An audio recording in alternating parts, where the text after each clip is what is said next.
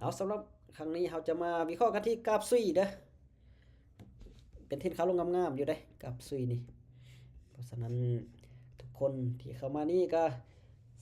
สำหรับผู้ที่ยอมรับความเสี่ยงได้ก็สามารถวิเคราะห์ตามดูส่วนได้เนาะแต่ว่ายอมรับความเสี่ยงยังบ่ได้ก็เบิ่งเป็นบทเรียนก่อนอืมก็คือว่าการบริหารทุนก็เป็นจุดสำคัญเนาะบริหารทุนบริหารความเสี่ยงเนาะกรณีนี้ถือว่าเป็นเทรนขาลงงามๆอยู่เนาะกราฟซุย สังเกตเบิ่งแล้วก็เทรนเขาลงงามๆทุกคนก็สามารถตามได้ส่วนใดเนาะถึง350ตั้งเป้ากำไรกับประมาณ50เหรียญเนาะ50เหรียญเริ่มต้นที่10เหรียญบริหารทุนเนาะบริหารทุนบริหารทุนอย่างเดียวสำหรับตอนนี้โอ้กรณีเป็นเทรนขาลงนี่เขาตามเลยเนาะโอ้เขาตามเทรนขายกันแต่ก็เสี่ยงอยู่โอ้ยปฏิเสธราคาเลยนึงเนาะอ่า ปฏิเสธราคาเกินลงมาตามเทรนเนาะแต่ปฏิเสธราคาออเดอร์เดียวก็มีโอกาสจะลงต่ออยู่พักออเดอร์เดียวหนึ่งถ้าว่าเป็นเทรนเขาลงงามๆนี่โอกาสลงสูงเลยขายออเดอร์นี้ขายเออจังซี่นะถ้านิ่งๆนะนี่เนี่ยจังได้ก็มีกำไรถ้านิ่งๆนะเขาอย่างเดียวอย่าสวิงนี่ลงงามนิ่งงาม2 1เว้นโอเคนะว่าแล้วถ้าว่าตลาดนิ่งนี่จังได้ก็มีโอกาสกำไรเนาะตลาดนิ่งตลาดงามนี่ลงจาก10ออเดอร์ได้ไหมเนาะ แดงจาก10ออเดอร์หนึ่งด้วยมันจะลงหัดปานนั้นบ่เอาค่อยๆไปไปซุยนี่ขึ้นลงงามเออมันจะลงเต็มบ่ขึ้นนะเอาเนาะขอตามอีกเด้อเอาได้ขายเอาอินออเดอร์ทุกคนก็ตามได้สำได้แต่มันก็จะขึ้นเป็นเรื่องแล้วเนาะเอาโอ้ยฟาวขึ้นแม่ไปเดี๋ยวผมจะลงต่ำสุดแล้วจากออเดอร์ละ1ออเดอร์2ออเดอร์3ออเดอร์โอ้4ออเดอร์5ออเดอร์6ออเดอร์โอ้มันลง6ออเดอร์แล้วเนาะเกินไปมันลงตั้ง6ออเดอร์แล้วนะออเดอร์ที่7ให้ได้ไหมออเดอร์ที่7ลงให้ได้ว้าวถ้ามันนิ่งๆนะนี่ลงเติมหน่อยนึงเติมหน่อยนึงเกือบลงโอ้มันก็พักลงเนาะได้บ่ลงเนาะอ่าก็เจิดถึงลงบ่ได้ซ้ำกับตัวก่อนเนาะถ้าพักตัวก่อนละจังหวะนี้อ้าวก็เลยบริหารทุนคูณเงินขึ้นไปอ่ากลับตัวมาจังหวะนี้ถ้ากลับตัวนี่จะตามซื้อ1ออเดอร์เนาะคนก็ตามได้สักได้ตามซื้อ1ออเดอร์ก่อนอ๋อมันว่าจะขึ้น3ออเดอร์ให้ได้เป็นอินเวิร์ตนั่นเองเนาะอินเวิร์ตลักษณะว่าลงมาละก็เกิดแท่งเทียนขึ้นเทิงเอาขึ้นไปถ้าตลาดนิ่งๆนี่มีโอกาสอยู่ขึ้นงามลงงามนี่จักได้ก็มีโอกาสกำไรทุกคนเนาะถ้ามันขึ้นงามแล้วก็ลงงามแล้วก็ขึ้นงามช่วงนี้มันก็ขึ้นงามแล้วก็ลงงามเด้ช่วงนี้น่าจะขึ้นงามให้ได้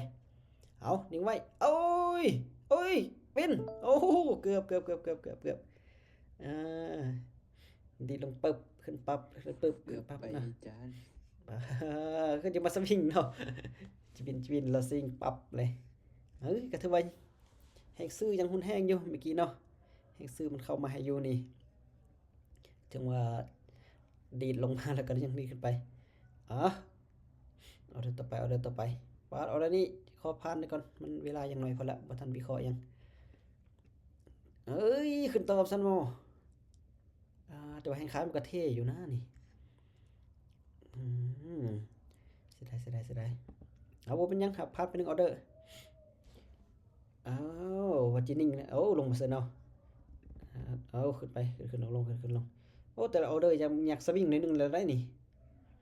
อยากสวิงหนึงขึ้นลงเลยขึ้นแล้วก็ลงมาลงไปซ้ำเนาะขึ้นไปเลยดีสุดท้ายเนาะดีส่งท้ายก็บ่เป็นหยังเป้าหมายกำไรกลับตัวขึ้นไปอีกแล้วจังหวะนี้ MACD ตัดขึ้นไปบ่ถ้า MACD ตัดขึ้นมีโอกาสไม่อยากลังเลอยู่เลยจังได๋ก็ตามยังซื้อ1ออเดอร์ก่อนยังซื้อเป็น1ออเดอร์ก่อน MACD นี่ขาวขึ้นไปละ ก็ซื้อนะวิลเลียมแฟกโทก็ซีลงทางลุ่มแสดงว่าแฮงซื้อเข้ามาละเพราะฉะนั้นออเดอร์นี้ซื้อไปถูกต้องละถ้ามันบ่สวิงนี่ก็น่าจะบ่มีปัญหาโอ้อย่าว่าจังซั่นได้อย่าว่าจังซั่นได้อย่าเฮ็ดจังซั่นอย่าเฮ็ดจังซั่นขึ้นไปก่อนขึ้นไปก่อนไอ้ขออย่างเดียวอย่าสวิงซะนิ่งๆไว้นิ่งไว้นิ่งไว้อย่าสวิงนิ่งไว้นิ่งไว้นิ่งไว้ก่อนเด้อพี่น้องเด้อนิ่งไว้ก่อนเด้อเอานิ่งไว้ก่อนว่านิ่งไว้นิ่งไว้ลักษณะนี้โอ้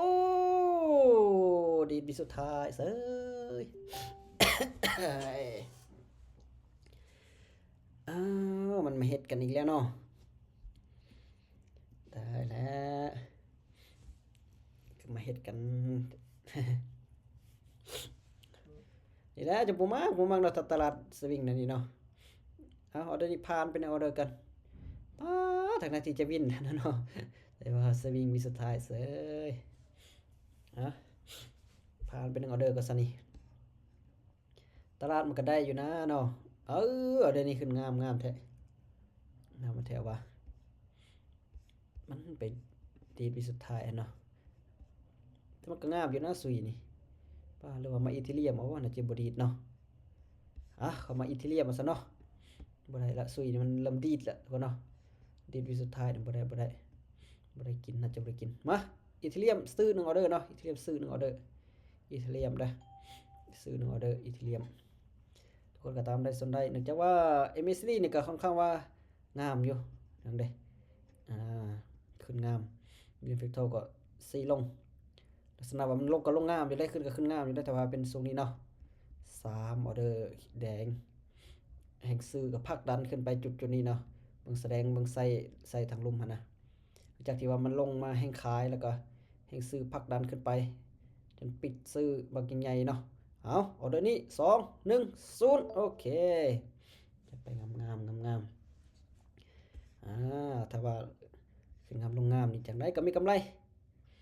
จังไดก็มีกำไรถ้าว่าขึ้นงามลงงามขออย่างเดียวอย่าสวิงนะเนาะถ้าว่าบ่สวิงนี่มีกำไรแน่นอนจิขึ้นงามอีกบ่โอ้จังหวะนี้มีแต่เฟเทลซี่ทั้งลุม2พุ่นน่ะแสดงว่าแฮงซื้อมาหุ้นแฮงอยู่ได้มาขอตามซื้อ1ออเดอร์กันทุกคนก็ตามได้ส่วนใดเนื่องจากว่าสังเกตเบิ่ง MACD นี่ก็ค่อนข้างว่างามขึ้นไปงามอยู่ทรงนี้ก็ถือว่างามอยู่ได้นี่แทงเต็มมานะแสดงว่าแฮงซื้อแฮงขายนี่สม่ำเสมอเนาะวันนี้ถ้าว่าแฮงซื้อหุ้นแฮงขนาดนี้ก็น่าจะวินแล้วละเนาะถ้าบ่มีหยังเปลี่ยนแปลงเนาะบ่มีวันเปลี่ยนแปลงนี่น่าจะวินแล้วละออเดอร์นี่ขึ้นสูงขนาดนี้น่าจะวิ่งไว้ได้เนาะเปิด MACD นี่แฮงซื้อมาเต็มเลยนะสังเกต2 1วินโอเคถ้าว่ามางามนี่โอกาสวินก็สูงเนาะตลาดงามเนาะถ้าว่าเทรนขาขึ้นงามโอ้ถือว่าขึ้นงามเป็น1ออเดอร์2ออเดอร์3ออเดอร์ติดแล้วนี่ช่วงนี้ช่วงใกล้ๆแนวต้านเนาะหรือว่ามันจะทะลุได้อยู่บ่ถ้าทะลุได้นี่ก็มีโอกาสตามอีกครั้งนึงโอ้จังไดก็ตามยังซื้ออีก1ออเดอร์ทุกคนก็ตามได้ส่วนใดเนาะทะลุแล้วซื้อ1ออเดอร์ทุกคนก็ตามได้ส่วนใดเหมือนเดิมจะว่าทะลุขึ้นไปโซนจะเป็นแนวต้านใส่เทียนเก่าละติดปลายไส้เนาะเขียวแดงมานี่มองว่าจะทะลุขึ้นไปเนาะแห้งซื้อนี่มาหุ้นแห้งอยู่ผมสังเกตจาก MACD แล้วนะเดี๋ยวจังสันขึ้นไปก่อนคือจะนิ่งเลยมานี่อีกหน่อยเดียวนึงนะโอ้ยขึ้นไปMACD แห้งซื้อมาเต็มเนาะบ่ขึ้นซ้ำทุกคนนะ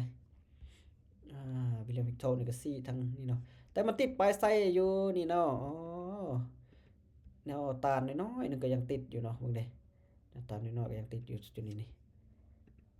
จะสลับอยู่จุดนี้บ่เนาะมันแนวตาลหลายเลยนี่แนวตาลหลายเลยนี่ลองแนวต้านลองเบิ่งเนาะลองแนวต้านนี่สิขาย1ออเดอร์ก่อนหลุดขึ้นไปแล้วแต่บ่เป็นหยังขายก่อนโอ้ยมันทะลุลดขึ้นไปบาทนี้แต่มันขึ้นแนวต้านอยู่เดี๋ยวมันขึ้นไปที่ว่าเส้นราคานะมันจะขึ้นงามเดี๋ยวบาทนี้ขึ้นไปหาแนวต้านเทิงใส่ตลาดงามอยู่เนาะแต่ว่าส่วนเทรน1ออเดอร์เนาะ มันพักลงบ่พักลงบ่พักลงบ่พักลงบ่โอ้งามเกินเนาะนี่แหละบางครั้งตลาดงามเฮาก็มีข้อผิดพลาดก็มีเนาะเออตลาดงามอยู่แต่มีข้อผิดพลาดก็ยังกำไรอยู่7เหรียญเนาะ7เหรียญก็ยังตามงามยังตามตลาดอยู่ตอนนี้ก็ยังบ่ได้ขาดทุนได้ยังกำไรอยู่เนาะจังได๋ก็ตามซื้อตามเทรนด์ซะเนาะมันขึ้นงามเกินนะขึ้นงามเกินนะไปขึ้นไปหาแนวต้านเก่าก่อนแนวต้านเก่ายังอยู่สูงอยู่ได้นี่แนวต้านเก่ายังอยู่สูงอยู่จังหวะนี้ขึ้นไปนิ่งเลยขึ้นไปก่อนขึ้นไปก่อนขึ้นไปก่อนขึ้นไปจักหน้อยก็ยังดีเนาะอย่านิ่งจักสั่นเอางามขึ้นไปขึ้นไปขึ้นไปเทรนขาขึ้นนี่ก็งามเลยนี่เทรนขาขึ้นนี่ก็งามสังเกตเบิ่งนี่ตั้งแต่พี่เนาะขึ้นไปขึ้นไปขึ้นไปขึ้นไปขึ้นไปเว้นโอเคนะ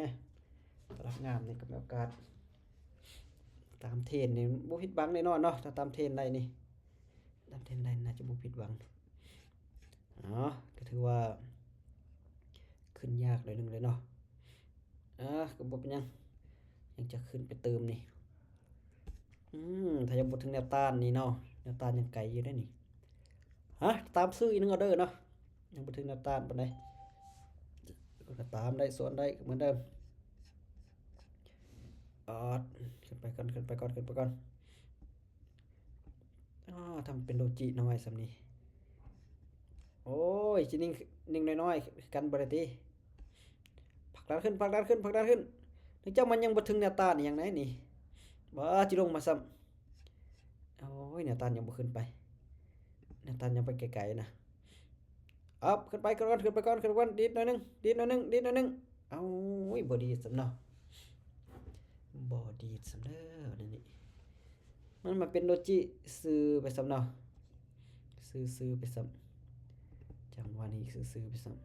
ำขึ้นเอาได้นี่เนาะเป็นแท่งคู่บ่คู่เขียวคู่แดงยังผลักดันนี่เนาะมาจังได๋ก็ตามยังสิตามเทรนซื้อ1ออเดอร์ก่อนตามเทรนซื้อ1ออเดอร์ก่อนนะทุกคนก็ตามได้ซั่นได้ถือว่ายังขึ้นงามกำไรจาก50เหรียญกันเนาะ50เหรียญจิบ่ถึงบ่ได้ติบ่ตลาดงามอยู่นะยังมาจิบ่สลับเด้ขึ้นไปงามๆขึ้นไปงามๆขึ้นไปงามๆจังหวะนี้อย่านิ่งขึ้นไปก่อนเทรนขาขึ้นตั้งแต่พี่ยังผลักดันเนาะ MACD ก็ยังขนาดก็ขึ้นงามๆและตอนนี้3นาทีวินโอ้โหเกือบไปจานหุ่นแห้งเจิดขึ้นเจิดลงเนาะถือว่าสวิงให้วินเนาะสวิงให้วินอยู่ได้ก็ถือว่าสุดยอดเลยจังวันนี้ก็ถือว่าสวิงให้วินดีเนาะเดี๋ยวนี้แห้งหุ่นแห้งเกินเนาะ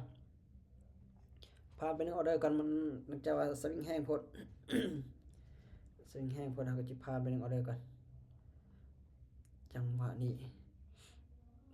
เดี๋ยวได้เมื่อกี้เนาะเมื่อยเจ้าวัดลงมาพี่แล้วเจ้าวัดขึ้นไปเนาะโหดให้เกินอยู่ได้เอาเดี๋ยวต่อไปเดี๋ยวนี้ลงมาขึ้นไปอีกเนาะขึ้นลงมาอีกปิดไปไส้อยู่นี่ไปจักนี่ปิดไปไส้อยู่จักตอนนี้ก็มีกำไรอยู่ที่26เหรียญนะเอาไป15เหรียญซะกำไรมันซะสำหรับ MACD นี่ก็ค่อนข้างว่าตัดลงแล้วนี่ตัดลงแล้วแต่แห้งขึ้นนี่ยังหลายอยู่เนาะบ่ตัดนี่สิตามซื้อเนาะออเดอร์ก่อนถ้าบ่ตัดนี่ทุกคนก็ตามได้สำได้จังได๋ก็ยังซื้อ1ออเดอร์ก่อนโอกาสสิขึ้นมาหาแนวแท่งเทียนนี้วิลเลียมเฟเทลซีลงวันนี้ผลักดันขึ้นอย่านิ่งแม่ขึ้นไปหาเส้นเทียนนี่ก็ดีเนาะแท่งเทียนนี่นะปิดเต็มแท่งเทียนเก่านี่ก็โอเคอยู่ได้ขึ้นไปโอ้ยคือลงมาซ้ำบาทนี่ ผลักดันเมื่อกี้มันจิตัดแต่มันบ่ตัดนะก็เลยซื้อขึ้นไปเนาะจวดขึ้นไป1 วิเอ้าบ่ได้เนาะมันจิลงมาเซ้ยหน้าตาแนวยังก็บ่มีนะสังเกตนี่ก็โอ้เพียงแต่นี้เนาะเพียงแต่นั้นอยู่มาโอ้เริ่มขาลงแล้วได้มานี่มาสำหรับขาลงตามขาย1ออเดอร์ให้ขายในลำเทละทุกคนก็ตามได้สำได้มาอีกจัก2-3ออเดอร์เนาะ2-3ออเดอร์แล้วก็จะได้พักก่อนมันเข้าตลาดเริ่มยากไปละลงมาต่อซะ MSD งามนี่เอาพอดีออเดอร์ที่3พอดีตัดลงอย่างงามเลยอยู่ติดปลายไส้อยู่นี่เนาะแดงแล้วก็แดงซะมันยังบ่ถึงเส้นราคานะนี่ยังบ่ถึงเส้นราคาลงมาก่อนโอ้ขึ้นสำเนาไปจิคิดว่ามันจะขึ้นไปได้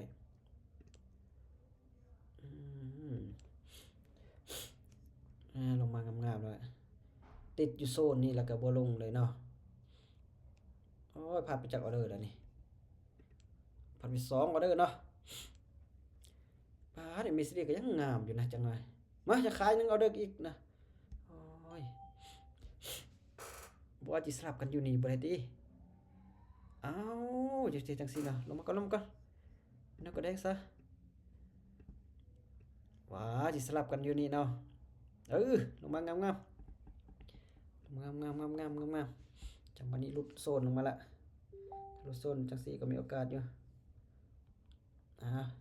จังซี่ก็มีโอกาสอยู่งามโดดเนาะออเดอร์นี่จะบ่มีหยังผิดหวังละ1ไว้2 1 0โอเคจัดไปงามถ้าว่างามแบบนี้ก็มีโอกาสอยู่ที่จะมีกำไรนี่ถ้ามันตามเทรนได้นี่โอเคอยู่เนาะตามเทรนได้นี่โอเคอยู่มาอีก1ออเดอร์ถ้าวินออเดอร์นี่จีพักแล้วเนาะยังขาย1ออเดอร์อีกเนาะยังขาย1ออเดอร์อีกเนาะยังขาย1ออเดอร์อีกนั่นจะว่าขาลงกำลังมาแล้วถ้าขาลงกำลังมาดิตามเทรนขายจังหวะนี้ลงมาอย่านะอย่านิ่งนะเบิ่งสเกต MSD นี่ขนาดก็งามน่าจะบ่ติดโซนหยังติบ่มีโซนหยังให้ติดนั่นนี่คือจินิ่งเลยอีกหน่อยนึงถ้าแดงน้อยก็แดง3วิสุดท้ายแดงน้อยก็แดงวินโอเคกำไรมาถือว่ากำไรเกือบฮอดเป้าเนาะ บวกมาที่ 38.5 เนาะ 38.5 ก็ถือว่ามีกำไรเนาะก็บ่พลาดหลายเด้ทุกคนเนาะพลาดสูงสุดมา2ออเดอร์เนาะพลาดสูงสุด2ออเดอร์แล้วก็วินแล้วก็วินพลาด2วิน2พลาด1วิน1ตลาดมันเริ่มเข้ายากแล้วทุกคนเนาะเบิ่งเด้เริ่มน้อยละก็ถือว่าจะเอากำไรพอประมาณเนาะทุกคนเนาะนี่ก็จะประมาณนี้เอาละเนาะสำหรับไพ่บวกอย่าลืมถอนกันเด้อให้มีกำไรก็ค่อยๆถอนไปขาดทุนอยู่ก็ค่อยๆเทรดเนาะโอเคเอาโชคดีทุกคนโชคดีเอาประมาณนี้ก่อนโชคดีแล้วพบกันใหม่มื้อเนาะ